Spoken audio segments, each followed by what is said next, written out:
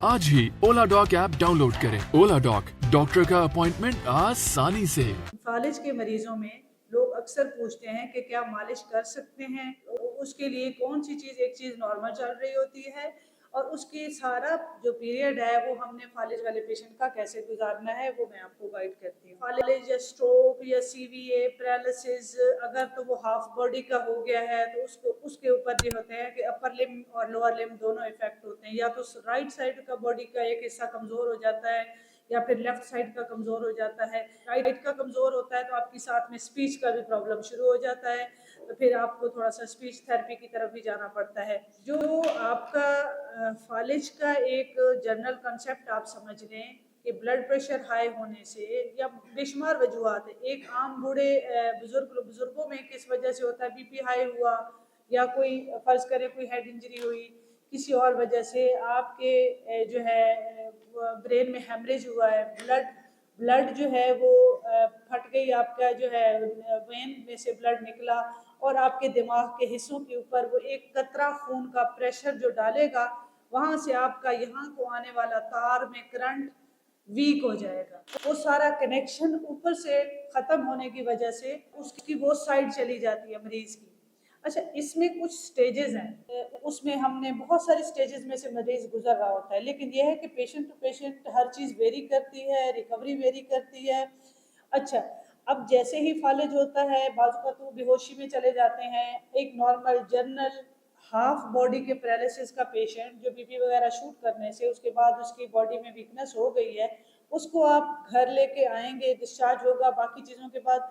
अब आपको डॉक्टर की प्रेस्क्राइब मेडिसिन तो देनी है, ठीक है, वो जो नुस्खा उन्होंने बना दिया उसके फॉलो अप पे तो आप रहेंगे, लेकिन सबसे ज़रूरी काम है आपको कम से कम ओरिएंटेशन सारी पता हो कि हमारा मरीज़ कैसे हो। अब देखें, पहली स्टेज होती है जिसको हम कहते हैं फ्लैसिड स्टेज। फ्लैसिड मीन बिल्कुल बेजान है, आप हाथ इधर करेंगे तो इधर चला जाएगा, इधर करेंगे तो इधर, और यहीं रखेंगे तो 10 साल यहीं पड़ा रहेगा, ठीक है।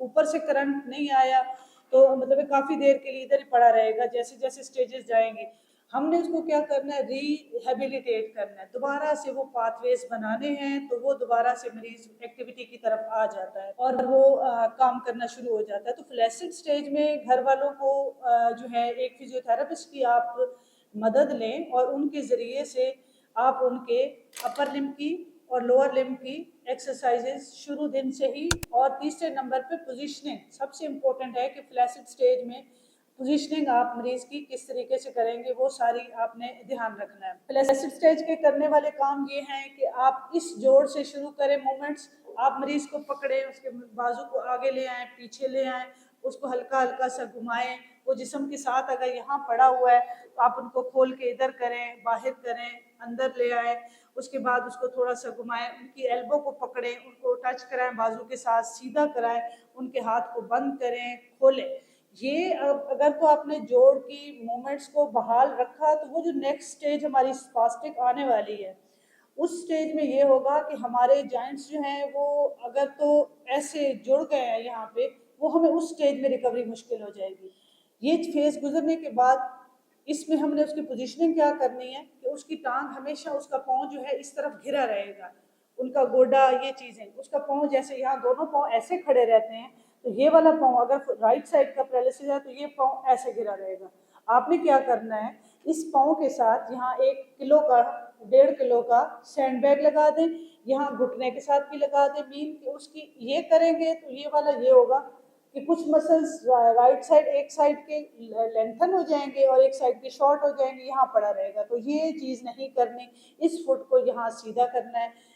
इसकी एक्सरसाइजेज आपने शोल्डर की कराई, एल्बो की कराई, रिस्ट की कराई, उसकी मूवमेंट्स कराई, ठीक है, और उसको सीधा रखा, उसको यहाँ मोड़ के नहीं रखा, ठीक है, उसको सीधा रखें। अब आप टांग पे आए तो आप उनकी हिप को थोड़ा सा बंद करवाएं, खोले, सीधा करें, घुटने को बंद करें, खोले, पाँव को आगे करें, पीछे करें, पाँव के दायरे बनवाएं, ये आपने उस पर किया। फिर पूरी टांग को बाहर निकालें, खोले, ये सारी उसकी टांगों की एक्सरसाइजेस करवाएं। 2-3-10 मिनट लगेंगे आपके दिन में 3 दफ़ा। उसके बाद एक और बहुत ज़्यादा ज़रूरी रखना है, वो आपने बहुत तवज्जो से सुने, वो ये है कि अगर तो आपका पेशेंट है राइट साइड के पैरालिसिस का, मीन के उनकी बॉडी की राइट साइड है, ठीक है, बॉडी की राइट साइड है, आप उसके पूरा कमरे का माहौल चेंज करेंगे।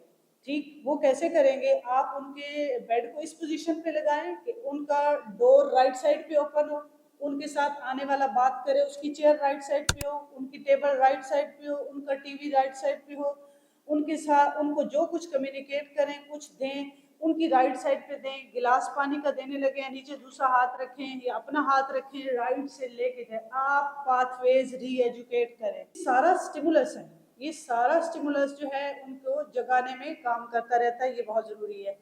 अब हम चले गए हैं स्पास्टिक स्टेज की तरफ। जब आप देखेंगे कि बाजू का तो फालिज के मरीजों में हाथ खोले तो खुलता ही नहीं है, यूं हुआ हुआ है, हाथ खोले तो खुलता नहीं है, रिस्ट यहाँ पे हुई हुई है, और ये बाजू बिल्कुल ऐसे उल्टा हुआ हुआ है, प्रोनेशन हुई हुई है यहाँ पे, यानी कि उल्टा हुआ हुआ है। ये यहाँ से ये जोड़ इस तरह हो गया है, ये जोड़ इकट्ठा हुआ हुआ है, इस पोजीशन पे पेशेंट है।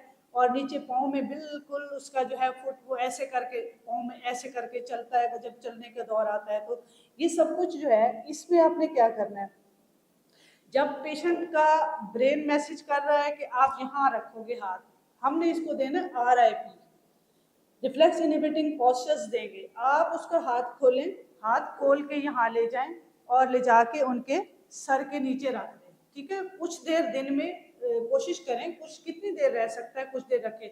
सर के नीचे नहीं रख सकते, आप इनका हाथ खोलें, इसके ऊपर 1 किलो का सैंड बैग रखें और यहाँ पे लेके आ जाए। ठीक है, ये हमने इसको RIP दे दिया, इसको हमने रिफ्लेक्स इनहिबिटिंग पॉस्चर दे दिया, ये पोजीशनिंग दे दी। ये हर कोई घर में कर सकता है, कोई मुश्किल नहीं है। अब आ गई वो बात जो सवाल था कि जी फालिज के मरीज को मालिश करा सकते हैं या नहीं।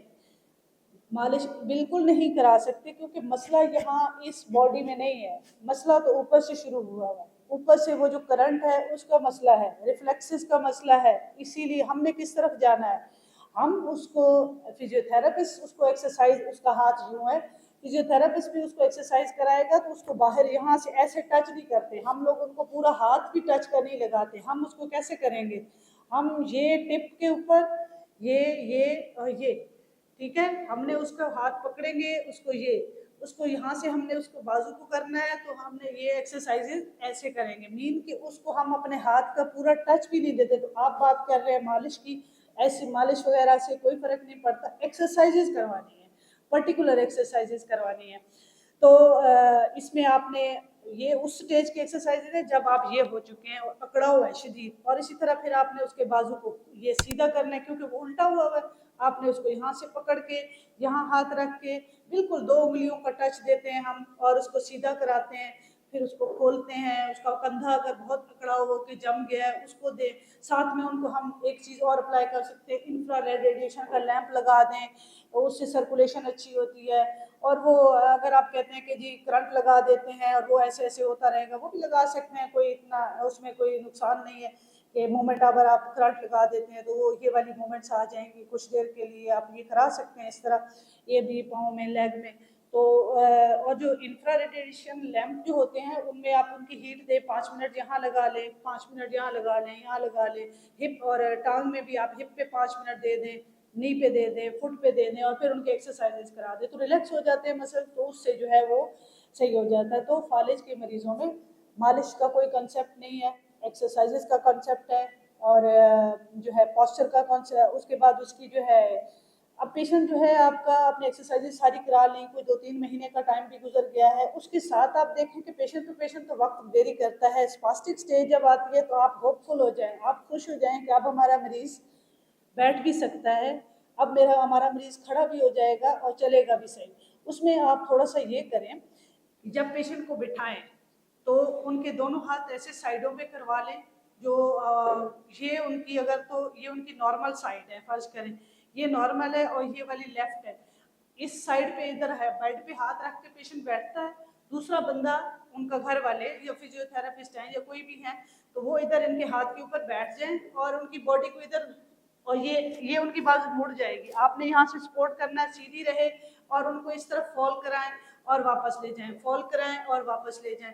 उससे ये होगा, प्रोप्रियोसेप्शन का जो मैसेज है जॉइंट से ब्रेन को जाएगा, वो उनके लिए बड़ा हेल्पफुल हो जाएगा। तो ये इस तरह से हम जब करते हैं तो पेशेंट माशाल्लाह बहुत इंडिपेंडेंट हो जाते हैं। थोड़ा सा गेट में, हेमिप्लेजिक गेट जो होती है उसमें वो चेंजेस रहती हैं, और लेकिन मरीज चलना शुरू हो जाता है, इंडिपेंडेंट हो जाता है। स्पीच वालों की स्पीच की थोड़ी सी थेरेपी करवाएं, मसल्स की एक्सरसाइजेज करवाएं, वो भी साथ में, अगर राइट साइड वाला है तो उसमें वो भी फ़ायदा हो जाता है।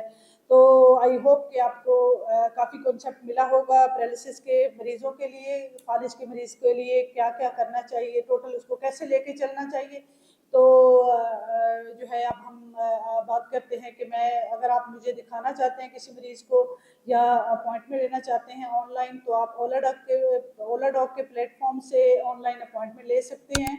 मैं DHA में आदिल हॉस्पिटल में बैठती हूँ शाम को, और गार्डन टाउन में भी कुछ टाइमिंग है, वहाँ पे भी बैठती हूँ, तो आप मुझे दिखाने के लिए अपॉइंटमेंट ले सकते हैं।